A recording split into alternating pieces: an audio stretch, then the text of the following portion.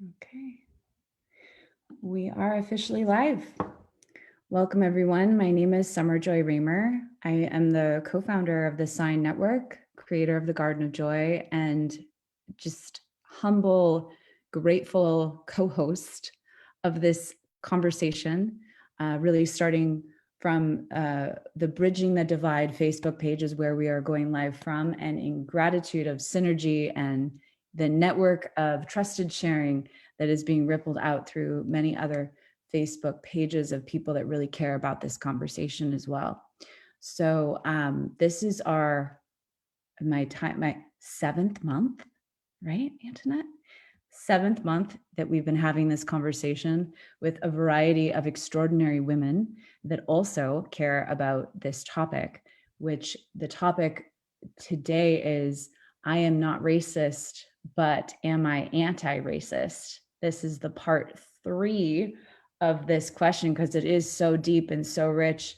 And part of what is so extraordinary is that we also are in community with a variety of women that are also part of this conversation, really focused around, starting from the need and change and care of that Black Lives Matter is really at the core of this conversation. So I am just grateful to be here. We're going to be in this conversation for about an hour and a half. Everyone here in the Zoom room is a part of sharing the wisdom and, where we are at in that process of co-creating anti-racism culture building. And I really have found a deep care and love and just deep curiosity of understanding what that looks like in my own path and my own journey of understanding privilege and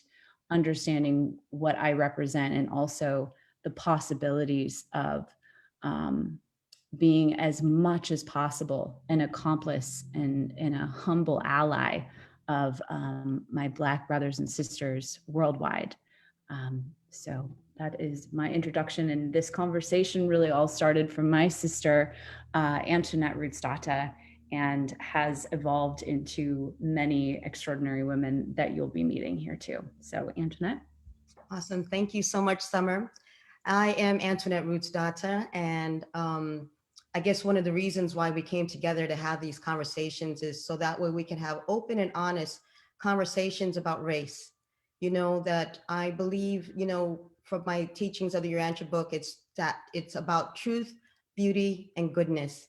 And for us to be able to get into beauty and goodness, we have to get to the truth first, openly and honestly, and with courage and with effort, and from the participation of all people, because we can't always stay divided. That's why we're trying to bridge the divide and the gap that's happening between the different races that are happening on this planet right now. So I do see a better future. I see the beautiful results that are coming out of these conversations. And for those of you guys who are watching us on Facebook, please drop your comments or your questions onto the chat or in the comments or on the threads and stuff, and we'll be sure to try to answer and address some of the concerns that you have as well too.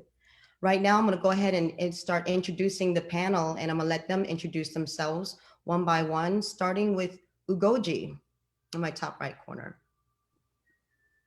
Well, hello there. I'd like to first and foremost thank Antoinette for bringing me into this discussion. And it's a pleasure to meet Summer and everybody else. My name is Ugoji Adama Eze. I'm an international lawyer. I'm also part of civil society at the United Nations here in New York. Now, this topic is very, very timely, and I thank Antoinette for bringing it up, because I've noticed that when one discusses race and anti-Semitism and, there's social issues, it is a very difficult conversation to have here, more particularly in the United States. People tend to want to shy away from it and say, oh no, I'm not racist, I have a particular Black friend or I have a Jewish friend. But I believe that it is a discussion which really needs to be had, more particularly in this climate in which we're in. The world is facing the COVID-19 pandemic, but also there's a pandemic of hate. There's a pandemic of racism, which is prevailing in the globe. I look forward to engaging in this discussion. Thank you very much. Thank you, Goji. And now to our sister Shen Shen. Thanks, Antoinette. It's great to be here. Thank you for the invitation, Summer. My name is Shen Wu, and I'm calling today from Amamutsan Land, also known as the Santa Cruz Mountains in Northern California.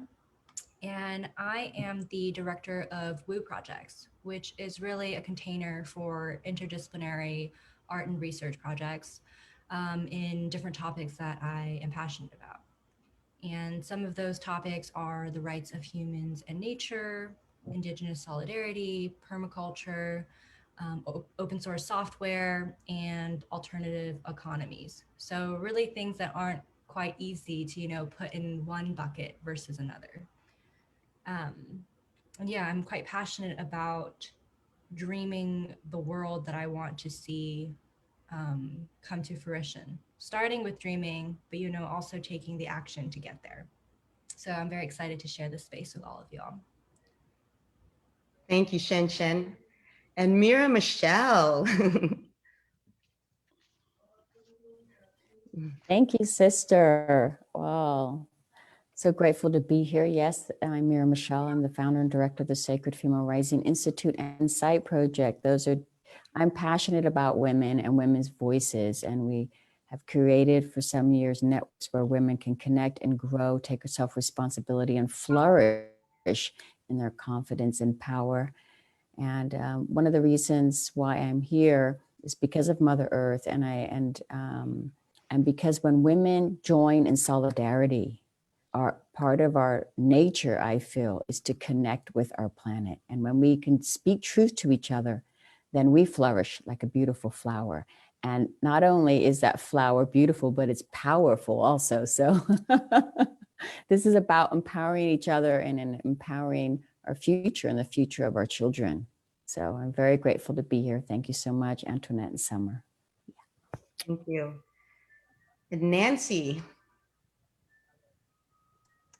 Well, hi, I'm Nancy, living in the western part of Virginia via New Jersey and the mountains of Colorado, where I lived for many, many years. I'm new here. I have always been very involved and interested in civil rights back in the 60s when my mother marched with Martin Luther King. So, and also being a Jewish woman, there's so many aspects to this and understanding. And it's curious to me because the phrase anti-racist, I believe, is fairly new. You were either a racist or you weren't a racist. So I'm interested in really learning the true deep meaning of what that means, because I know what I believe, and it goes back to the 60s. Really, why can't we all just get along? And as John Lennon said, you may say I'm a dreamer, but I'm not the only one. Thank you so much for having me here. Thank you, Nancy. And Ashley. Hi, thanks, Antoinette. Hi, everyone. I'm Ashley. I'm also located in Northern California. I also have an interdisciplinary background. I am an intimacy coach, working with some ancient Eastern spiritual modalities and also Western tools. I help people work towards their greater potential and find greater love for themselves and for each other. And I do that, and I have been doing that along with teaching yoga around the world for quite some time. So that's me. In a nutshell, thank you for having me again. Thank you, Ashley. All right. So to recap, when we first started, we actually covered a lot of topics in the very first meeting, and that was on white fragility, white tears, white guilt, white privilege, white allies into white accomplices. And that was a very good long discussion that we kind of covered. And for you can go back and check the previous videos on that. And we start to move into what is not be racist, and what is an anti-racist, is what Nancy's trying to dive into and learn more about. And I think a lot of people today will kind of say that they're not racist, so that their own actions, you know, will not involve racism, but they don't also see that the same unwilling and unknowing participant in the system of white supremacy that's actually happening in this country. So it's, even though like one person may not do something to me personally, like call me the N-word or deny me of something, we live in a system that is unequal and unjust and unfair to people of color. So that is participating, that we have to become anti-racist and move more into an anti-racist culture and society. So that way equality and justice will be available to all people. So I'm going to ask, you know, I'm going to put this question to the panel, and just let me know if you want to say something as far as like, what do you see as an act of being anti-racist? It could be within your own life, in your work, or in your job, or in society, or within your own family. Well, let's start here. Remember when I asked before in the last two meetings, I said, go to your family and see what happens. When you ask them, did any of you guys get a chance to try that? Did you ask anybody if Black Lives Matter to somebody in your family during Thanksgiving or Christmas? Yes, Summer. Mm-hmm.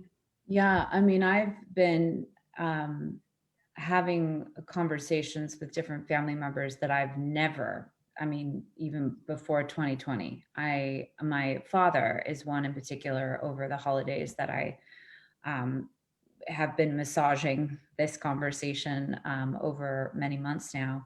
But yeah, I mean, it's really interesting too, and especially in the take of like, you know, examples of actually anti-racism culture building.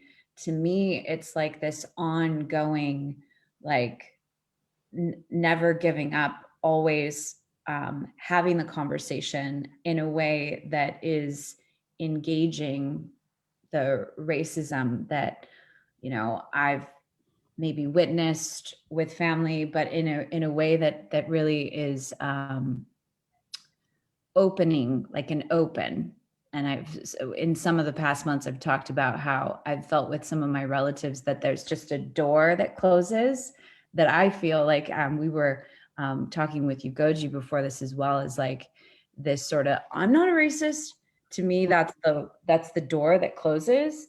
But then like I've been, you know, with some of my family members, and yes, over this last month, it's like slowly opening the door rather than like, okay, you're racist, or but like it's just this like the anti-racism to me is that like, let's just like open up the door a little bit and like, you know, what do you think about Black Lives Matter? And so I've just noticed over these months like massive change in my family members, and like going from to like being interested in engaging. So you feel that they're opening up a little bit, or they're willing to engage with you with these conversations? Yeah. Not at first though. No. But yes, like it's, it's what's going on in the world right now. I mean, and I'm not interested in not having the conversation.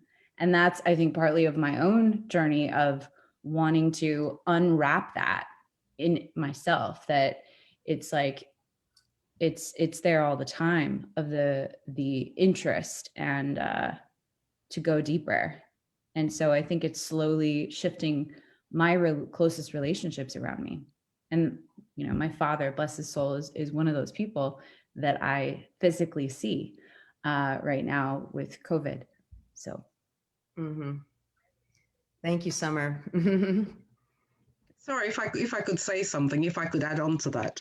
I've noticed with the ongoing global pandemic of COVID-19, the question of race, the issue of social justice has basically come to the forefront. Now we need to ask ourselves the question, why? Why have we suddenly become so wrapped up with this, the question of race? Race and racism has existed from time immemorial. the same as anti-Semitism. You know, it's a culture of complete indifference. You know, those who have tend to look down on those who do not have, the haves and the have-nots. I would even go as far as saying in some societies, some communities, it's a tale of two cities. Now we need to ask ourselves why at this particular point in time has the issue of race come up, more particularly in the United States. And it's interesting to know, because I'm originally from the United Kingdom, once we had this summer of complete social unrest, it seemed to have passed across to the whole world. The questions suddenly emerged in the United Kingdom. I was born in London. We never liked to discuss race. We never liked to sit down and have this conversation. When you start to discuss race in England, everybody will suddenly decide it's time for a cup of tea. They don't really want to discuss it. Now, why at this particular point in time are we so concerned about the issue of race? You know, if I may quote Archbishop Desmond Tutu, and I'm of Nigerian descent, so let me go across to Africa. I may quote, one of the saying in our country is Ubuntu, the essence of being human.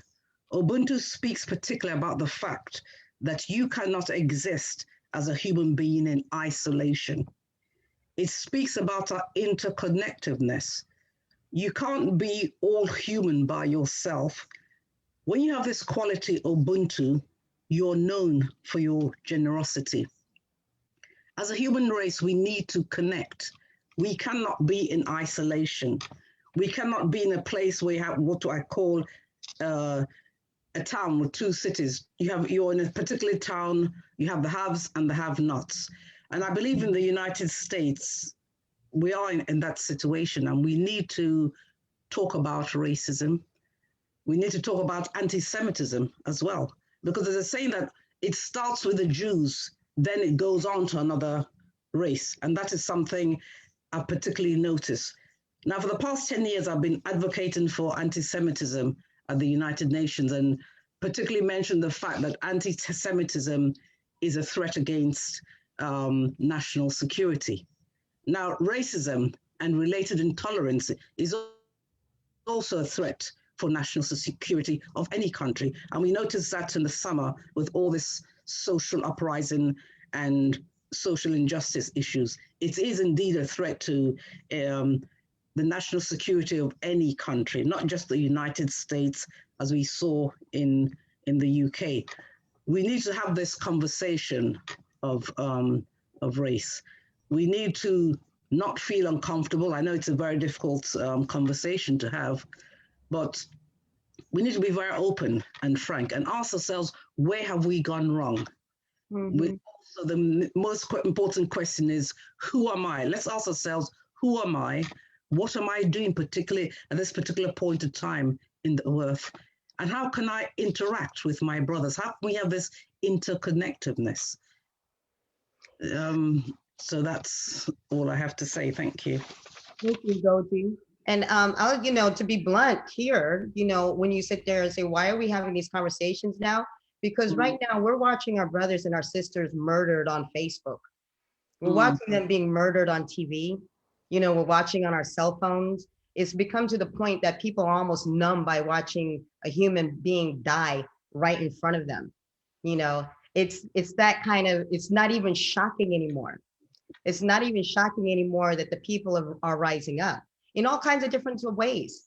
The reason why all these corporations are decided, it's like, oh, now we really need to talk about diversity training. We have to talk about diversity hiring.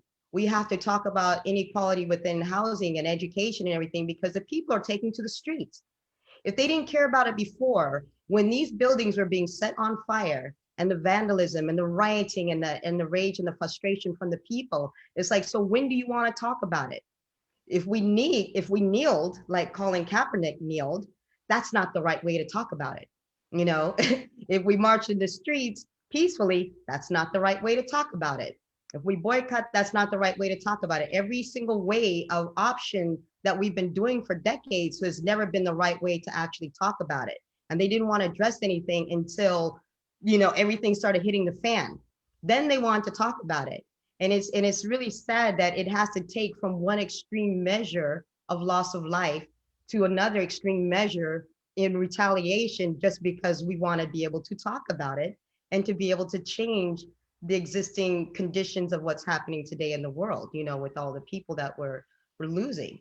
And so, and I think for some people who just didn't really understand the extent of what was happening to the Black and brown people in the communities, they're starting to understand and realize, it's like, wow, am I a party to this? Because it's being allowed to happen. So it's not enough to just not be a racist person.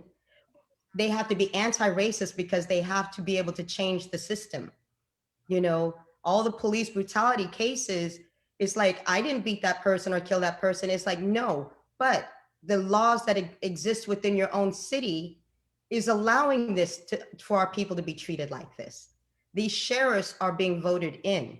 The judges are being voted in. These are by the power of the people that are being voted in, which means that you have to take an anti-racist stance by not voting them in.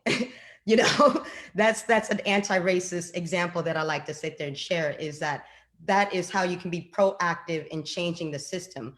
Because if we don't actually forwardly do something in a positive manner, it will just continue to be the same. And then we'll keep posting every day on Facebook, oh my God, did you see what happened to this man and to this woman or to this child again? So we're going to have to proactively take steps in that direction. And I know that you had mentioned, why all of a sudden is this resurgence of people in the streets? I mean, it was sickening when we saw the first man get killed because he was selling cigarettes, or the sweet little boy get shot. But I think when George Floyd was publicly, visually, audibly recorded for us, I have goosebumps, seeing a lynching in front of our eyes, because that's exactly what that was. It wasn't a noose, it was a knee. And oh God, that infuriates me. And I think that was when for 8 minutes, the world, it was on TV. It was televised, and they showed it over and over and over and over, a lynching for the world to see. Aren't we proud? And I think that's when young people, all of us, were saying, enough is enough, and the streets were filled. So. Mm-hmm. And what would you suggest to our people as far as what would be an anti-racist action that people can do? Well, always peaceful. I think peaceful protest. I think, like you were mentioning, Antoinette, voting. Stop voting for people who think this is okay, that this is their job, that they have the power because they have a badge on or whatever. So I think it's very important that people do make sure to vote when you have not just presidential, local, county, state, and then nationwide. It starts, as your mayor, your local, librarian, or whoever you're voting for, no matter what the position is. You have to be vigilant, and our voice has to be heard. And that's the best way for it to be heard, is voting. That's our freedom. That's one of our very beautiful freedoms that we have. Mm-hmm. Thank you. Thank you. Yes, Shen. I do notice Mira Michelle has been unmuted for a while. Did you want to go first, Mira Michelle? Yeah, I had an impulse. To respond to what Antoinette said and our other sisters. It is, why now? And it's time now. It's been brewing for a while, so it's a very stark wake-up call. We would have thought that Rodney King would have been enough, right? 12, 13, 15 years ago now. But we're also, and I want to call out to we're in a very special time of awakening, and this cannot go forward. We cannot take this forward. We can't not afford to take this forward into the future we want to create. So that's why it's in our face, and it needs to be in our face. It is good that it's in our face, you know, because it can't sit underneath anymore. We're not going to create that bright future with that sitting underneath, being pushed down and suppressed. Now, the thing that I'm concerned about is how can people know? You know, I believe that people vote for an archetype. People vote for comfort. People vote for safety, right? That's the first human response, right? And if they can go a next step to investigate more, you know, everyone's under pressure, everyone's working, and do they have the time? How can we give tools or give information to investigate a bit deeper who is this person really that you're voting for? What are really their intentions? Why do they want that position? You know, and to have to focus on these key sort of questions. Does this person really share the values that I want to live? You know, and how can we support that sort of evolution coming out? Because it's like, yes, it's absolutely true what you're saying. This local voting in your community and slightly out of that's going to make the difference in communities more than anything else. So we've been trained to focus on that president, the vice president. Okay. But absolutely, the local voting is probably more important to begin to change with these steps. So maybe we can marinate in that and come up with some responses by the end of how to bridge that step, you know, because how can people become anti-racist through these choices? Because I don't think a lot of people think that they're racist, first of all. You know what I mean? And they're going for something. They have a need. They're going for something. And then when something bad happens, they go, oh my gosh, how did that happen? Why did that, you know? Then they start asking these questions. So like the name of this wonderful group, Bridging the Gap, how can that gap be bridged? To wake that up. Thank you. Thank you, Mira Michelle. All right, Shen Chen. You. Yeah, so many trains of thought I could go off of here. And I think the first one that I want to start with is by answering directly, what do I view as anti-racism? And I think for me, it starts with the personal inquiry of understanding how I am personally benefiting from privilege or from the systems of oppression that currently exist. And then the step beyond that is then thinking about, in what ways do I perpetuate that system, right? For whatever reason, subconsciously or unconsciously. And that to me is related to Summer, the question that I see you posting in the chat about, you know, decolonization versus anti-racism. I do also share the thought that those are related. Because also, as somebody whose family immigrated to the United States, you know, it's certainly not as though there weren't challenges in my personal family history. And at the same time, there is something to be celebrated, right? For the success and the abundance that my family was able to accomplish in the system. But at the same time, like while I can celebrate that and express gratitude, it's still worth looking at what is in place and understanding that, okay, sure, maybe it worked out well for me and my own family, but it's not working well for everybody, right? And it's, in fact, it's doing more than that, right? It's really consciously harming some people. So I think it starts with kind of looking there and having the courage to sit with the discomfort of looking at something that I think is honestly a bit ugly to look at, right? I think that's part of why nobody really calls themselves racist, or because they don't want to look and be like, oh, ooh, am am I doing something that is harming somebody else? Like it hurts. There's a pain there, right? To kind of like see it and be like, ooh, that's ugly.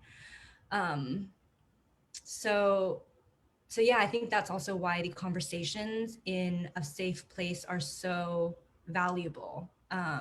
And I think this is also related to Mira Michelle, I think it was you who were bringing up how people are voting for safety and comfort.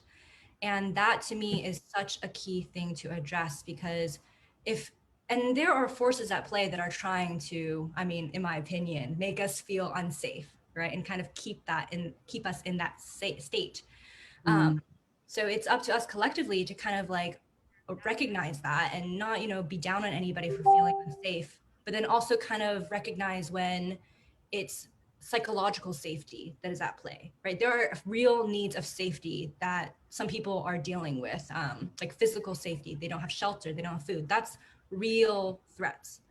But then there is this other layer of psychological threats that in your mind are processed the same way, but are not in the same camp, right? But still cause distress.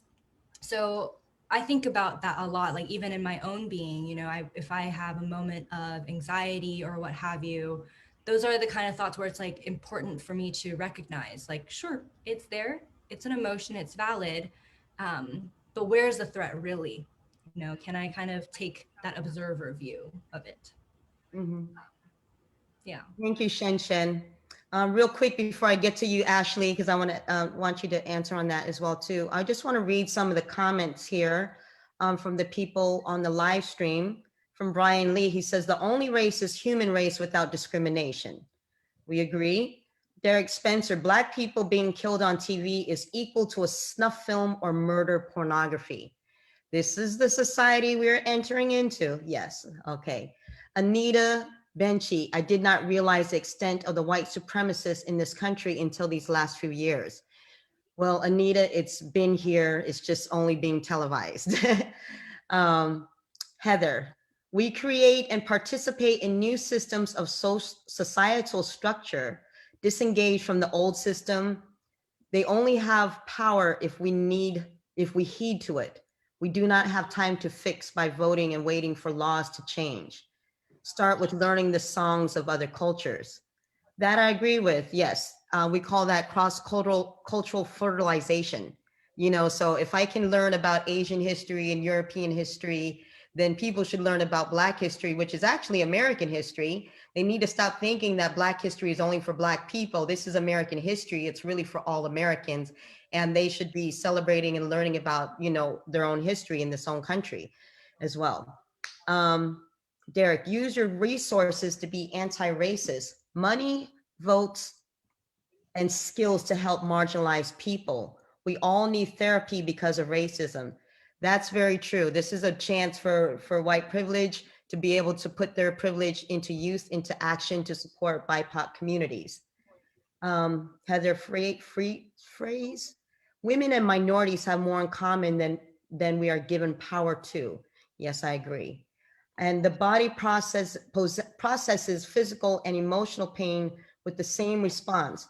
The pain center in the brain lights up the same in both ways. Some of those things are a little bit debatable, because when they did experiments on Black and white people and found that Black people were receptive to more pain. And it's not that we're receptive to more pain, it's just they've been through so much pain that you kind of build yourself through a lot of different things. And then as far as women, I would say women and minorities, yes and no. And the only reason why I say that is because even though we have the women's movement where women are bonding together, they've been discriminated and oppressed against. I still feel like the Black women is still being shut out through the privilege of lighter women, whiter women, Asian women, other things like that. And it's it's still, we're still feeling on the outside.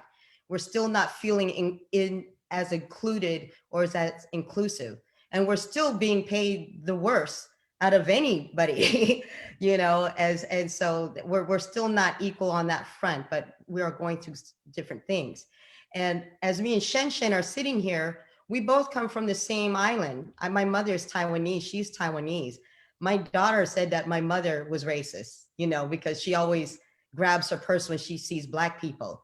I believe my mother has unconscious bias and prejudice against Black people. You know, even in Taiwan, to go and marry somebody that was not prearranged, but also to marry an American and then to go and marry a Black American was not really the in thing to be doing back then. You know, but I found out that my family wasn't really racist. I think she was afraid of their racism, but she kind of exposed her own personal prejudices and biases more so than they did. Even though she was thought that she was the black sheep, she kind of, but you know, that's a whole nother story that, you know, interracial people can really get into. So Ashley, yes. Hello. So I really love listening to everybody. That was beautiful, like to hear sort of everyone's answers and perspective resounding in the same Zoom room, which feels like one room for me, for all of us. Yeah, and a lot of what was said, as someone who's taught yoga and who's been a meditator for over a decade, and someone who works with people through the human condition and on a spiritual and intimate basis, I find myself constantly asking myself questions. And this is one of the most powerful and effective things I think that we can do when it comes to becoming anti-racist, is really deep critical self-reflection and sharing that with others. So as a white person, I will often ask questions to prompt others to think more deeply when it comes to really just about anything. But since we're talking about racism, some of the questions I might ask are why do people struggle to open up? You know, why do we have to, like Summer was showing it, like just open the door really gently, right? Versus like going head like right in. And in answer to that, and in my understanding of the nervous system, is that, you know, the body and the nervous system cannot always decipher between what's actually happening and what we imagine is happening. And because the media and the powers that be, as Shen said earlier, are often out to make things more difficult or to keep us traumatized, so to speak, we are experiencing consistent re-traumatization, such as the Floyd replay, right? So that was also mentioned. As a result of that, our nervous systems are pretty jacked, you know, a lot of people. And if you don't have a practice in place to help down-regulate the nervous system, you're going to be at that high anxiety level all the time. And that is going to prevent you from feeling safe all the time. And therefore, you will not be able to open up. I recently did a training in something called EFT, which is Emotional Freedom Technique. And I would like to, for whoever's watching in the networks out there, I am offering free sessions up until the time I get my certification. And I would like to offer them to this community, the community of people in this, doing this work, because this is really where it's at and this is what we really need. And why is it happening now? That was another question. Evolution. It's time for us to come together and to value the wisdom systems behind all cultures.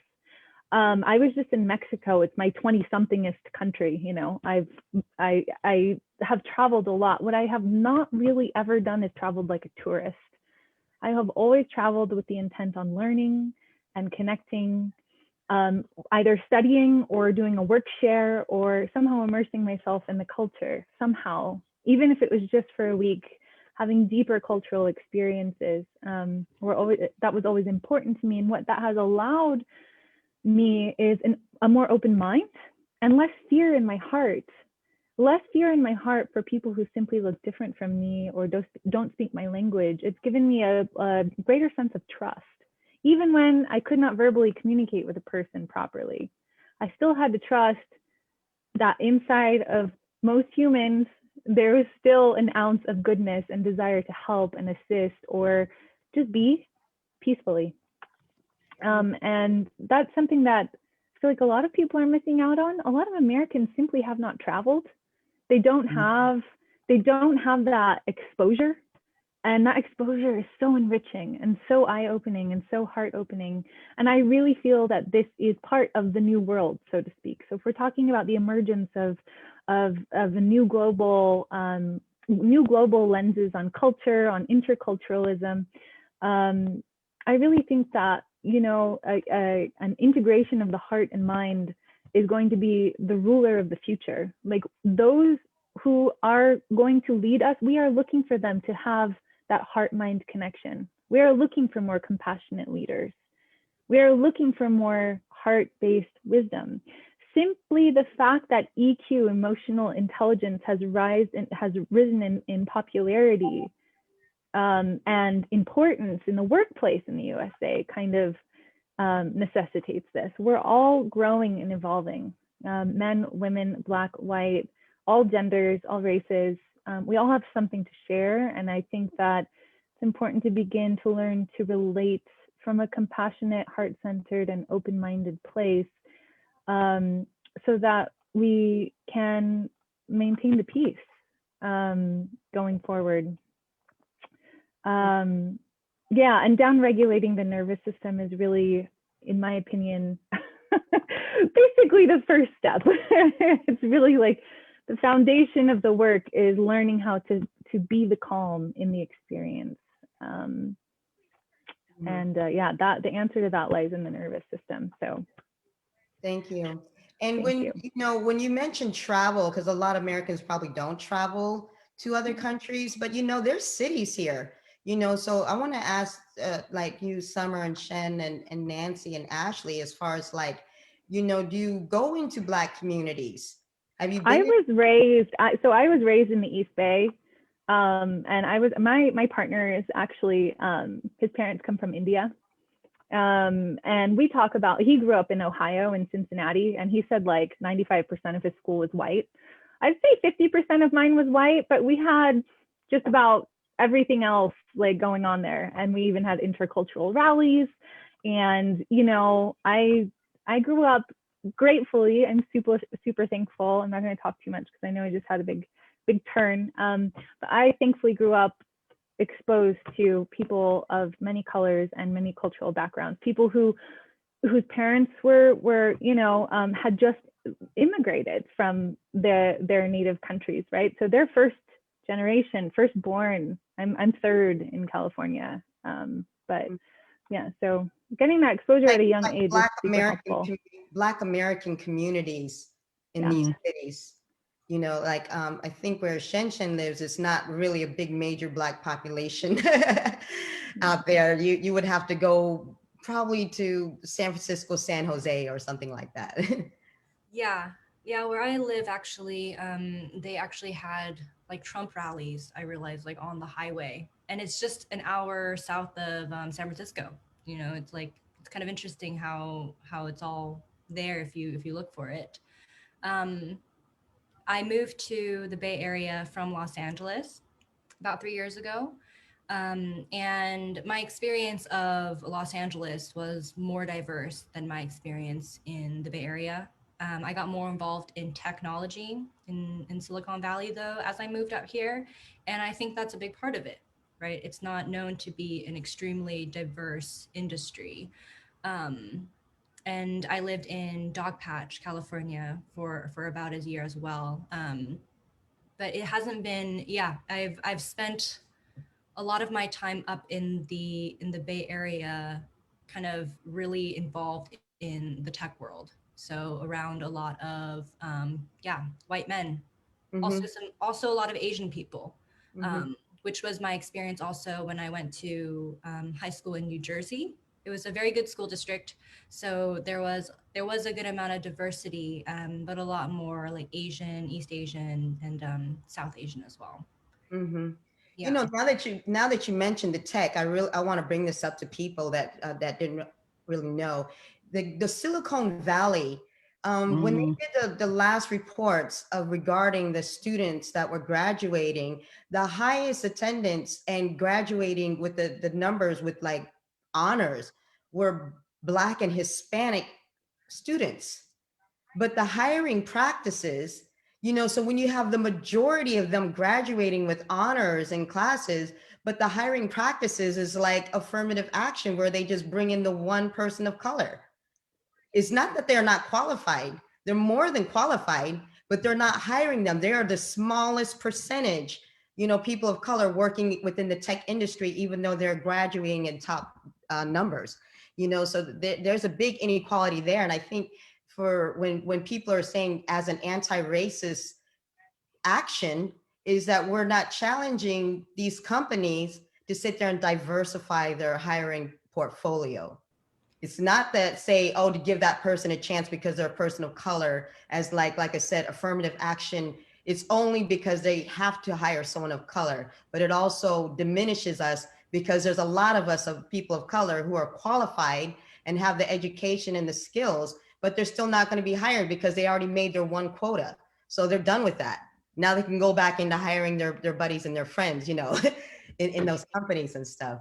So I really think that an anti-racist action is to sit there and diversify all places of workplace, because there are plenty of qualified people, but they're using racism that is oppressing, people of color. And Nancy, you're in Virginia, and I've been out there. There's Black communities, but it's more so like Norfolk, Hampton, and those other areas. And you're kind of out there in the boondocks. Yeah, I'm in the western part, Mm-hmm. which it's very eclectic. But I grew up in Asbury Park, New Jersey, Okay, which was predominantly Black back in the olden days. When I was in high school and elementary school, surrounding towns were, white and mixed. So I grew up in a family, I thank God, who color was never an issue. And when I was in school, there wasn't like intercultural lessons and teachings because in the school, we were just friends. I'm sure there was some cliques. There were white cliques, Black cliques and that. But I don't ever remember in high school there being an issue as far as stay away from the Blacks. It was kind of, we were just friends. Now, from what I understand, when I graduated that year, the next year, that's when race riots began. What year was that? 66. Mm-hmm. I know I don't look that age, right? No, you don't. Yeah, so, and again, in the 60s, like I said, my mother, we were very involved with civil rights. Mm-hmm. The only part of racism, now I know I'm white, you can't see that I'm Jewish. However, how I relate to this is that I was always a little chunker. So somebody at the last meeting had mentioned going into stores and you're getting the look like, what is that person doing in here? And when that was said, I don't remember who said that last time. I thought, that's my thinking, because I could walk into places and they were thinking, like she's going to shop here. So that was an interesting analogy for me. Mm-hmm. So it just, I guess, like I said, it was never, when my daughter was little and she had a best friend and he was Black, African, whatever. And I remember that he was outside waiting and a friend of mine was inside and said, there's a colored kid on the lawn. And my daughter got so excited and said, oh, what color? Because, it's just, I guess, the upbringing. It's crazy, because I went to school in Virginia and I went to high school there and I lived there after high school and I had to leave the state because I felt the state was so racist. I was in the 1989 Greek Fest riots. It's like, what in the world?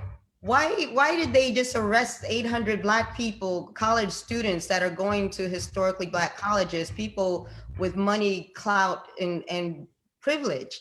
Why are they arresting all these Black people? Why were they chasing after me? I worked down there, when it was insanity. And it was just so weird because I'm like, just when you think you just can't escape it. And then I went to Richmond. And then when I went up to Charlottesville, we used to do shows in Charlottesville. Look what they just did a few years ago. What was that? With all the tiki torches and those guys, I'm like, that Charlottesville was not even like this before. It was a very hip and very progressive town. And it just got run over by a bunch of white supremacists. It's like, how did that even happen? I live about 30 minutes from Charlottesville. Mm-hmm. And what a disgraceful event. Mhm. And then there was the comment. Okay, I don't want to bring up anything political. It's okay. Well, anyway, the point is, it's like, you know, you're older than me, and, you know, my 52nd birthday is coming up in a few days. So it's like nothing has changed in these 50 something years still, you know, because we're sitting here having this conversation. Well, anyway, quickly, let me just say another comment, which is a question, which is a good question that Derek is asking. Why do people have to claim white as their identity? Most Black people call themselves that because they don't know what country they come from. All right, I'm gonna let you guys think about that too. Can I just throw something kind of lighthearted in on that? Okay. Just something a little lighthearted. Just, you know, like I said, my partner is you know, of Indian descent, and I was looking at an evaluation, and it was like, what's your race? And it's like Chinese and North African, and, you know, all these things. And the list got so diverse, and I was just joking with him, and I was like, and then there's white. I'm like, I want to be more complex than that, you know. Like, I'm not just white, I'm a European mutt. Where's that? Anyways, that's Thank you, Ashley. And the next statement is, when I hear someone make a racist comment, I speak up now, nicely, but firmly. Years ago, I would have just ignored them. Now I speak up, and often they look embarrassed and ashamed, and they should. Yeah. Thank you, Anita. I was like, I think it's about people need to call people out. You know, I think that was probably that's a my good biggest point. pet peeve, is that every time I see someone say something racist and I'm watching everybody else silent, and I'm like, ain't somebody gonna say something? Or is you gonna just sit there and not say anything? Please say something. Please challenge them. Please let them know that it's not okay. And I think why we got into so much racial polarization right now is because people thought it was okay to make racist statements and jokes, and that it was all right because nobody else said anything. And then if I always said something, it was like, I am the only angry Black woman. It's like, why is she always offended by everything someone says something? Why is there always a chip on her shoulder? It's like, everybody else can say something too. I should not have to be the only one saying something. Somebody should say something and call them out on the spot. Let them be embarrassed. Let people realize it is not okay, because one, you could be fired, you could lose your job, you could lose your reputation. That's why I love that whole thing of racists getting fired. Maybe they'll think twice before they say something like that. Why wait until you're being fired to make an apology? Why not deal with it right on the spot when it should actually happen? Yeah, Yeah, I people agree are with you. afraid. People are Antoinette. afraid of intimidation. Oh, sorry. So I agree with you, Antoinette, because that's actually how both of us met. We were I'm not going to go into specific, but we're in a Zoom meeting. Somebody made a racist comment, and both of us reacted. But I noticed that everybody else was quiet. So they were quite taken aback that two women of color could react in that way. Mm-hmm. You know, why is it when somebody says something which is obviously blatantly racist, some people in the room will just keep quiet as if, oh, I don't want to say something, or maybe they misunderstood what the person was saying, but obviously it's a racist comment. You have to stand up and you have to counter that racist rhetoric. Mm-hmm. Keep on keeping quiet, oh, I don't want to say something, I don't want to cause problem. Of course you have to cause problem. If somebody's insulting you or insulting your race, you have to call them out. Mm-hmm. You know? I want to comment, especially you, Goji, that you bring that up because you were sharing about that before we went live. And I'm realizing as we're having this conversation here too, that maybe it's a bit of a challenge, but that it wasn't just the person that you were calling out, Antoinette, Ugoji. Maybe you also were calling out all of the racism of the quiet silence. I want to acknowledge the silence, because I know a lot of people that were there and that were white, like myself. I was, I unfortunately wasn't there. I wish I was there. But I look forward to the day that it isn't just Black people's issue to call that out. And so I hope and pray that that was like a wake-up call for all of the silence that you unfortunately had to witness and then you had to speak up. Mm-hmm. Yeah. Yeah. And it was funny Yes. how that happened, because my profile, I was like this, I'm just listening. I'm just Mm. listening. When I heard it, it was like, where's then all of a sudden it came out of nowhere. I was like, you thought I was just chilling. I was like, I heard that and I was like, wait a second. And me and her Yeah. jumped on at the exact same time. It was so funny. And it was weird because I actually lost friends before in the past, because I'm like, why do I have to call people out for not saying anything? Mm. Like, I'm not even worried about the person who made the statement. I worry about the people who don't say anything. Yeah. When the elephant walks into the room, it's like they run away. Like you said, oh, they've got tea, or or they don't want to involve themselves, or it's going to get uncomfortable. Or can we talk about something else and let's everybody be positive or something? It's like, how can we, after just hearing that, I was like, I think everybody should be appalled and offended. And it's like, hey, lock the doors. Lock the doors. Nobody's leaving this room until we settle this. Ain't nobody leaving until we get down with this and everything. Well, in a Zoom room, you can lock the meeting. Yeah. I just want to say something really quickly. I want to just bring it back to how important it is to actually challenge the status quo. Another thing I'm grateful for is that I was raised by very strong women. Didn't really have a man in the household growing up, which, has its pros and cons. But what the one positive from that is that I was never made to fear the word of a man. Mm-hmm. Or a white man. So I've always been able to speak my mind.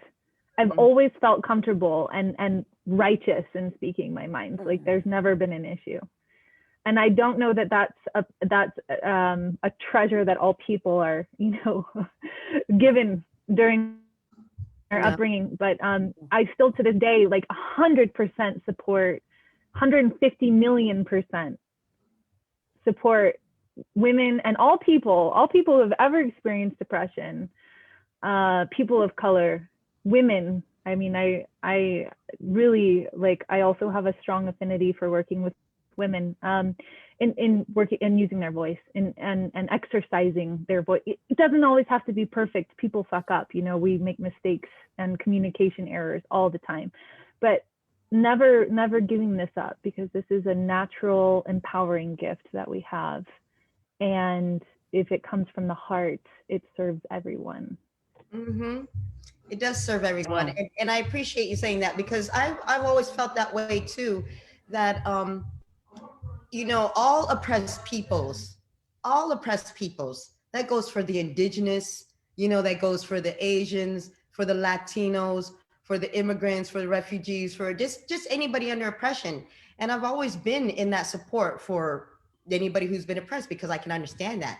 But it's like, now the time is now that it's like, okay, well, Black lives is an issue that is oppressed as well too. I've never put it in the forefront of anything else, because I've been the cheerleader, the backup support for everybody else all these years and decades. The one who gets along with everybody, the one who's going to understand everybody else's cultures, the one who's going to stand beside them, arm in arm, and support them. And now is the time that we're calling on people. It's like, I've been there for you guys. Now I need you to be there for me. I need you to be there for Black lives too. So everybody else, let's join together and get behind the same way that I've been there to support, because this is the time is now. It's like an emergency, that we've gone through so many decades, and we don't want to sit there and continue the next 50 years the same way that we've continued the past few hundred years, with the slow growth and progress. And when you said it was like opening the door wide open, and I understand that, Summer, because I understand it's like some people were just really gonna have to just to try to crack that little thing in their skull. And then some people were just really gonna have to crack their head wide open and just say boom, because I think Martin Luther King had mentioned something about that, when the liberals were sitting there telling him, hey, now's not the time, or we have to do this in bits and pieces, or we have to do, it's like, we don't have time for that anymore. It's like, while we're working on laws and changes, we still have to do some type of immediate action right now. where we're confronting the issues right now. So that may have to come as with some shock value to people, you know, sorry, but it just may have to be shock value just to get people to wake up, because they're not waking up through the slow process. The slow process isn't working anymore. It's not that I'm saying be impatient. We should take things calmly and cautiously, but also at the same time, I'm ready to not literally crack heads open, but you know, in the in the team, in the, you know, it's time that we just got to sit there and just bust it wide open, you know, come out with it. Yes, Michelle. Oh, well, I'm so deeply touched by what you all shared. I feel my waterworks, my holy tears may start any moment, because it made me think about my mother, who's English. She's an English woman, and she married a Black man in the 1960s, only a couple of years after the miscegenation law was ruled out, right? And my father, being Black and Indigenous mix, he was in the U.S. Air Force. And they would only get sent, when he was stationed, only on the West Coast or the East Coast of the United States or in Europe, because they knew that those two wouldn't survive in anywhere else in the United States, except for the East and West Coast. And I've had some really deep experiences being with these parents, and being shocked myself about people's reactions towards my parents and our family. But I tell you, my mom, when she was alone, not with us, she would hear so many racist comments from people, right? Not knowing that she was married with a Black man. And she would come home and tell me. And every time she would say to someone, you know, I don't like that kind of talk. And if you would like to know something more, I'm married with a Black man. And the people like, she's my mom's like, I thought that person was gonna have a heart attack when I told them. And sometimes it would really, she would cry, and then she would tell us, your skin is so beautiful. Your beautiful brown skin, the browner the berry, the sweeter the juice. She would constantly reaffirm my brother and I of how beautiful race is and what it can look like, you know. And my parents, in all the years they were married, I never heard them ever, not one time, ever use race against each other. Beautiful. In any argument, you know. And I think that this coming together, seeing the magic of our humanity, is breaking down so many barriers.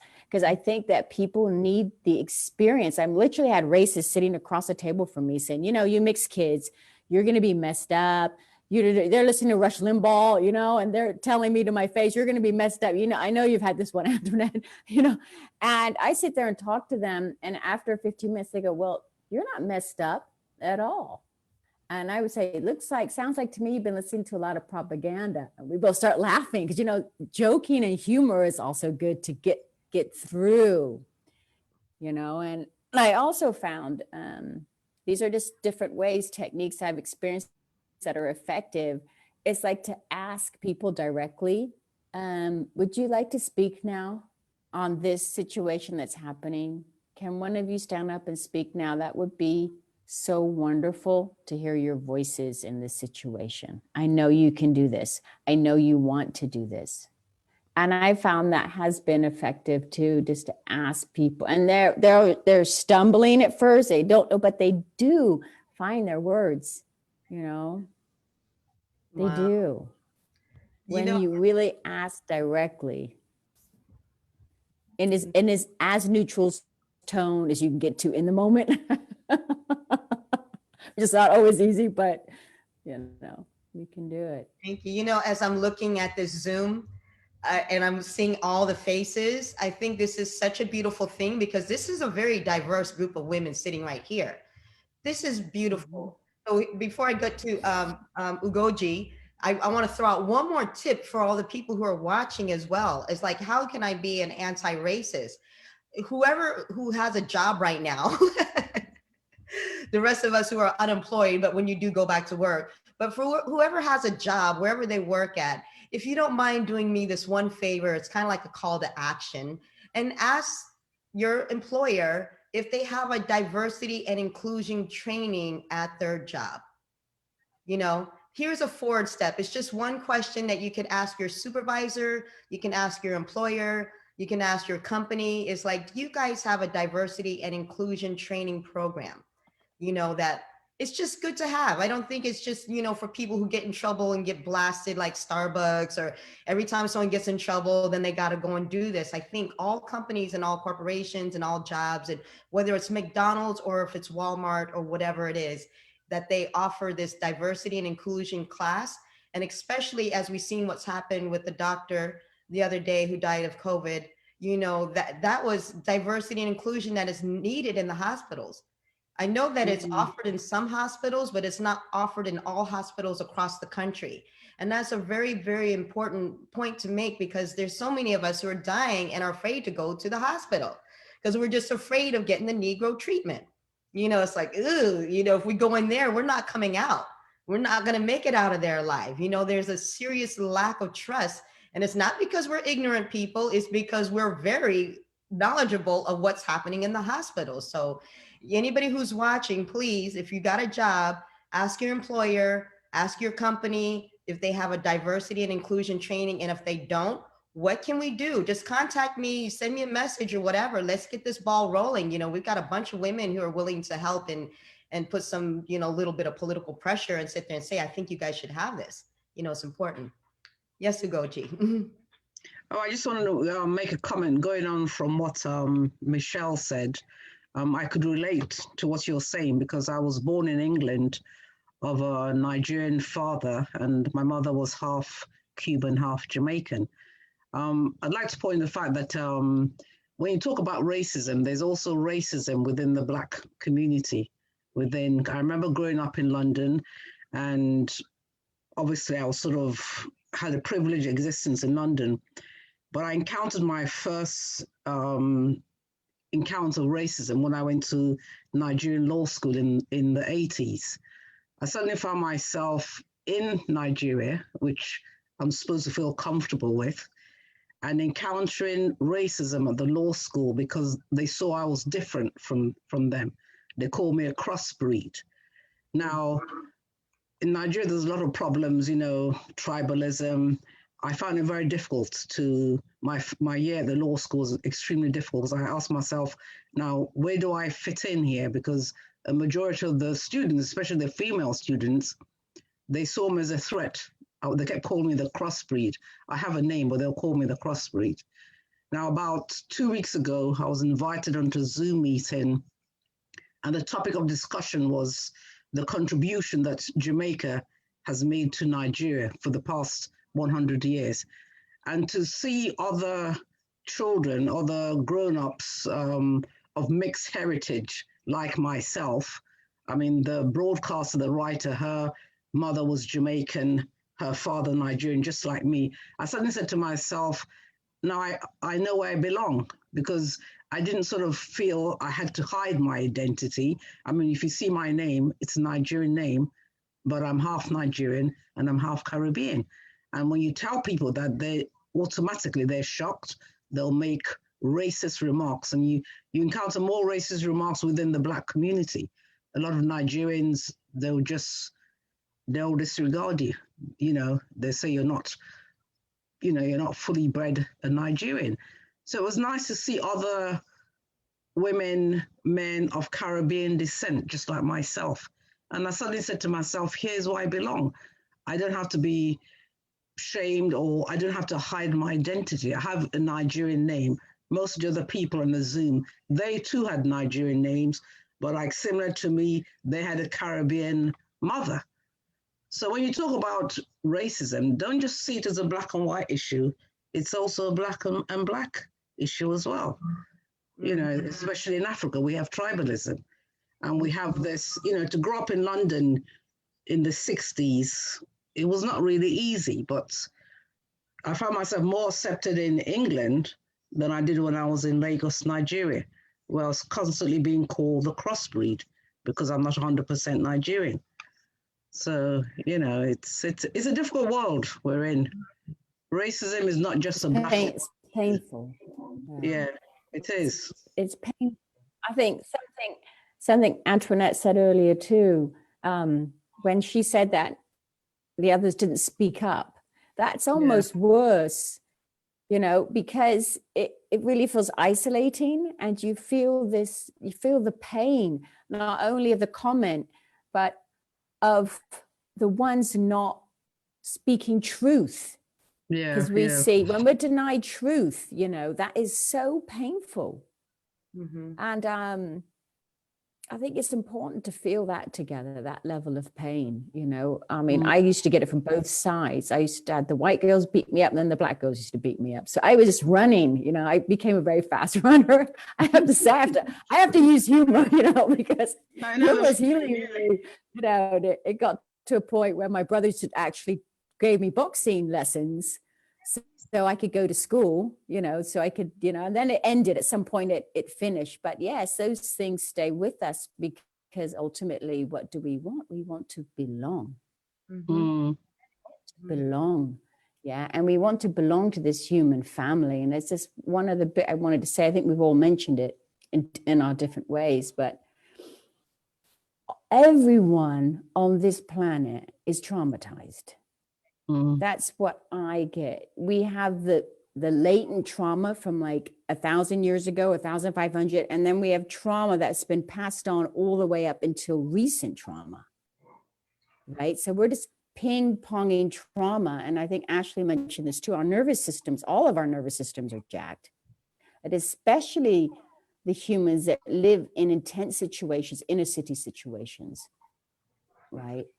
And I think it really is for those people that are working to set a standard, like in Silicon Valley, you know, to step up and do more, right? And I really want to call out, if there's any execs looking at this, you ones that are setting the tone because of the social media, you can do so much more. You're pulling in bags of money. Yeah. Place that money in effective places and positive learning, not just because it's a trend, you know, it's just because it's the right thing to do. Yeah. And also, you guys, you can clean up shop a bit, and you can get a little bit deeper moral structure going on, and you know it. So that's just how it is. That's what we see. Everyone's mentioned it here today, and we're all feeling it. So you go with that one. Take the wisdom. The one thing you can really take right now is the wisdom of women and the wisdom of Black women, because that's not going to be suppressed. Yes, we're on the rise. Black sisters, we're on the rise. Yes, absolutely. Is. And female solidarity, because female solidarity was the first thing we had on this planet. Actually, that for 100,000 years, when we gathered in our clans before tribes, this was at least for 100,000 years. This is ancient stuff. I'm into this. And we had female solidarity, because if we didn't, we could not survive without that cooperation. So I feel like we're getting to this next step of we have to cooperate. You know, our cells will fight. Biologically, we know this very well. Our cells will compete and they will fight until the system is in danger, like the organ system or the system itself. And then the cells will switch and they will cooperate, right? We are in an organ failure right now, and we have to learn how to cooperate. Thank you. I love that, And Michelle. it can be fun, right? It can be fun also. Yes. And before I go to Shen real quick, thank you for saying that again. I guess it's good to re-express, you know, because I saw somewhere it says when people, it's like, don't tell me what they said, you know, what did you say when I wasn't there? You know, so when I'm not in the room, what are you saying? You know, I'd like to know that about, you know, with people and everything. It's like, when I'm not there, what are you saying when I'm not there? What is happening when we're not there? What is going on behind the scenes? What are people actually saying? And colorism, someone said colorism is self-hate, which is very true. You know, for me, you know, those of us, we're different shades. And because I'm half Taiwanese, and I was working in my uncle's Chinese restaurant in Virginia, and the other waitresses, you know, from there, they'll say, "You're not too Chinese." And I'm like, oh, go again. Okay, I'm not too Chinese. Okay, you know, I'm like, all right, well, how much Chinese am I then? You know, and, and then, you know, the black girls would beat me up too because I had good hair. They called it, you know, it's like a show. It's like, she thinks she cute because she got good hair. And it's like, okay, so they don't like me. Chinese people don't like me. Taiwanese people don't like me. White people don't like me. I gotta like me, you know. And then when I went to Africa, and my husband, who's like considered as a darkie, you know, he's like a black man. He's considered dark. But when we went over there, I looked Chinese. He looked light skinned. And Africans was like charcoal night black. I mean, it's like, whoa, that is really black. I was like, Pato, you're not the blackest anymore. These guys got you light skin right now. You can go over there, you know, with the rest of the light skinned folks and stuff. Because they used to call them darky, you know, back in the UK and stuff. So it must have been hard. So yeah, we have our own self-hate or colorism issues that we have to deal with them. I think my husband, he calls it lightism, you know. Yeah, you're right. But yeah, Shen Shen. But that just comes from the history, you know, that just comes down from the colonization also, we know. So go ahead, Shen Shen. Thanks, Antoinette, and everyone else here. I just feel very inspired to share an experience that happened earlier this year, or maybe it was sometime last year, in the workplace. So these calls to action to kind of galvanize people in that environment, I think are so important, because it's a place that I was spending a lot of time. You know, I've since left that job, and perhaps this experience is part of it, right? But I remember one day coming into work, literally just having stepped foot into the office after, you know, going through commuting, which can be somewhat stressful, right? Or just an ordeal. I was still in commuter mode.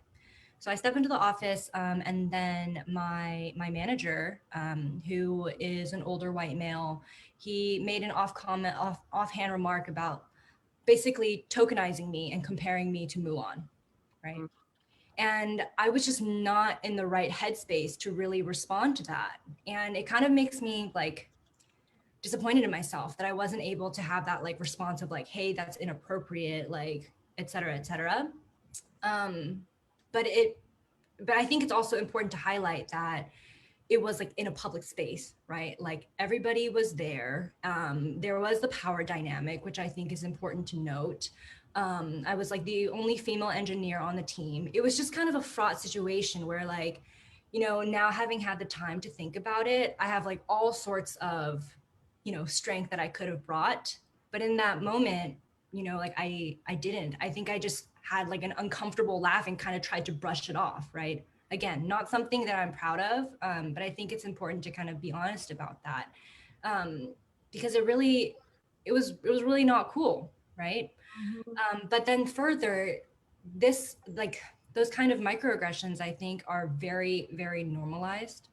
And as I was reflecting on it from this conversation, like I realized that it may even have had its roots, you know, when I was in high school and I just moved from Canada, where I feel like for some reason Canada just, I mean, they have their own problems with racism, but at least the environment that I grew up in, of like the school I went to, race didn't seem to be as much of like a segregated thing. It was a lot smaller. It was only 30 kids, so I think that played a role. But I remember when I moved to New Jersey, they paired me up with somebody who was Chinese, like for no other reason than just the fact that I was Chinese. And I remember being, you know, like 10 or 11 and just being kind of like shook. You know, I was like, but wait, like, you know that, like, do you know that I can make friends with people who don't look like me? And that I guess I would call, like, in hindsight, like a little microaggression, you know. But it just starts but and it only took me until, and I think it's important to be able to talk about these things, because even with the whole like Mulan comment, I mean, I knew it didn't sit well with me, but I was talking to a friend, and like, I think I first described it as weird. And he was the one who actually called me out and was just like, I think it's interesting that you're calling this weird and not like racist. And I was like, thank you, friend. I think it's really important to like check each other even, you know, or because sometimes for me at least, I have a tougher time standing up for myself in some situations. And it's really wonderful and beautiful to have like the community or trusted friends around you to kind of point out and be like, no, I think, you know, like the discomfort that you felt, or the anger or what have you, or the injustice, like is valid in a way, you know, and trying to build up that kind of sense for yourself, right? Like now, if somebody tried to call me, like compare me to Mulan, I would be like, what? Excuse me, you know? But yeah, I really appreciated that call to action, because I think it's important to look at not just the really big incidents of racism, but all like the insidious ways it can kind of weave its way into our social norms. Yes, and I support you on that. You know, I'm your sister, and I totally understand, because yo, she's always been there. Antoinette, your voice is in and out, Antoinette, just so you know. Something's happening to your sound. Okay. I don't know, something's up.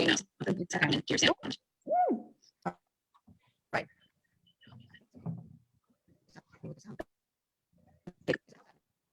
Is it still happening? Or no?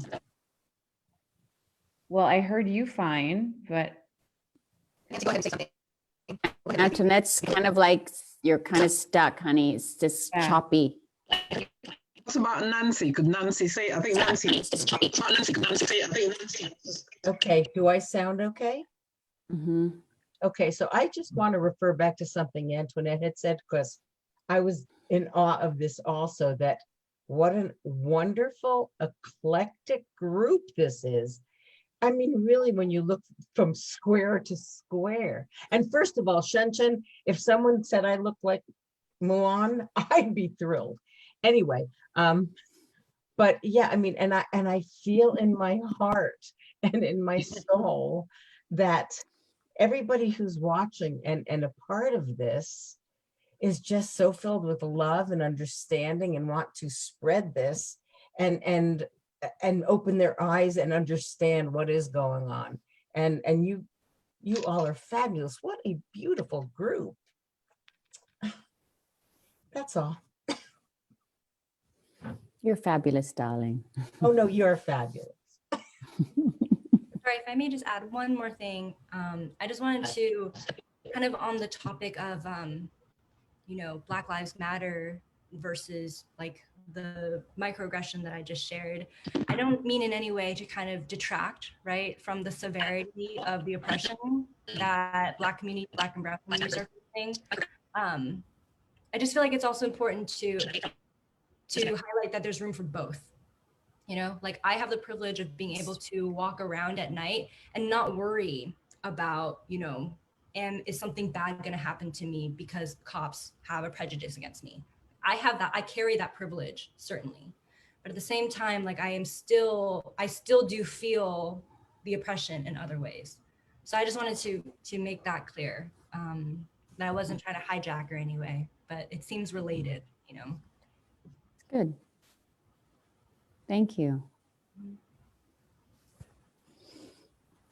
I just wanted to say too, Antoinette, I'm sorry, something's going on with your sound. And I hope that either it may help for you to leave and come back into the meeting. That always helps me when I have sound issues. But I just want to say too, I just feel like when we can talk from the most personal experiences we have, it brings so much depth to this space. So I just want to clarify that I personally feel like there was no hijacking going on, Shen. I feel like you brought your personal experiences of racism to the space that is helping the learning and helping us, you know, be in this sacred circle together. So thank you. Thank you. Yeah. Thank you. And I'm sorry that happened to you, that these things, you know, and also you, Goji, your personal experiences, you're Michelle, like, I appreciate the humor element that you say, but at the same time that I feel the humor, I also feel so much sadness that you have to like find humor because you're dealing with so much wrong way of being treated. And so I just like, you know, it's such an interesting paradox, you know, it's like how to bring the fun and the joy, yeah, and then without bypassing the pain, and how to really honor what is also being said here, which is like,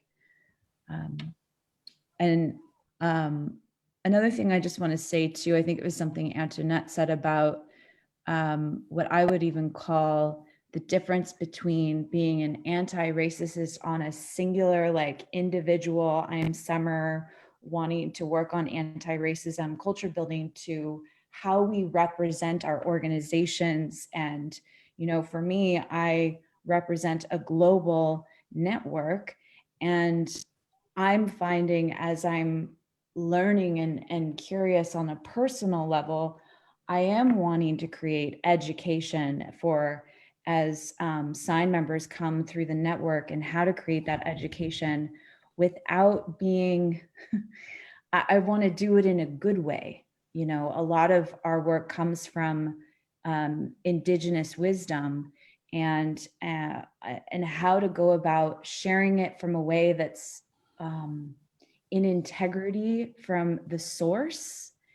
And, you know, like, I don't want to be, my husband, by the way, is Jewish as well. So there are experiences that he has in his life and around anti-Semitism. And, you know, but I know we represent, because we are two white people representing an organization that, yes, has diversity, and I feel also could organically be a lot more diverse.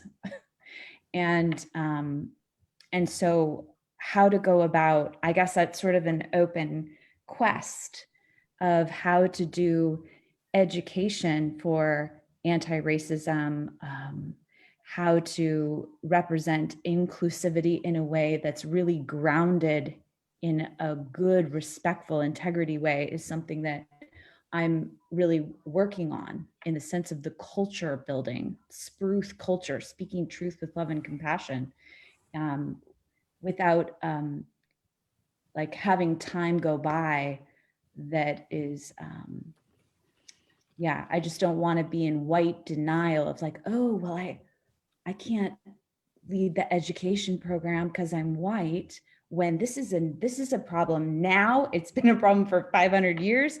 And, you know, so there's this like really interesting space I'm personally finding in myself of like wanting to be that accomplice, wanting to represent in a good way and do it really consciously.